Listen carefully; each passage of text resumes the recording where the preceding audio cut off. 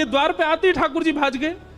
ले जा भैया, तेरे आगे हाथ जोड़ूं, अगर तू बहुत देर बैठो रहेगो तो मैं प्राण त्याग दूंगा, या को अभी लेके जा। और हठ पूर्वक राजा को भगा दिया वहां से। राजा के जाते ही ठाकुर जी फिर आ गए। कुंभना दौड़ करके गए, ठाकुर जी को गले से लगा लिया, बोले नाथ कहां चले गए आप? ठाकुर जी बोले कुंभनदा से एक बात बता, मैंने एक राजा को स्वप्न दिया, स्वप्न में जाकर के वाकु चेतायो कि अपनी आदि संपत्ति ले जाके कुंभनदास को दे दे, और वो तुमको देने आयो, तेने स्वीकार क्यों ना करी?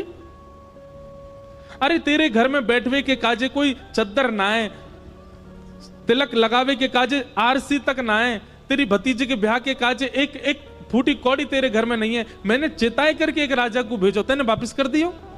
जय जय, आप सत्य बताइयो, राजा के आते ही आप अंतर्ध्यान है गए। राजा जितनी संपत्ति लेकर के आयो, यदि मैंने वो स्वीकार कर ली होती, अपने घर में धर ली होती, अपने घर में लगा दी होती, तो आपको ये लगती अब तो कुंभनदास पे खूब संपत्ति आ गई भैया, अब ये अपना घर बना लेगो, सब काम कर लेगो, और आप जो गए थे वो आते ही नहीं लौट करके।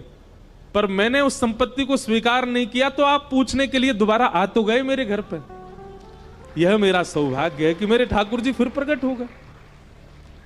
आपको लगती कि भैया यहाँ पे तो अब सुख समृद्धि है, अब अपने आप सब लोग गुजर बसर कर लेगो।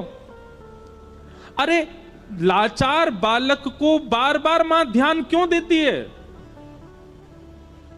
वो बालक चलने लग जाए, फिरने लग जाए,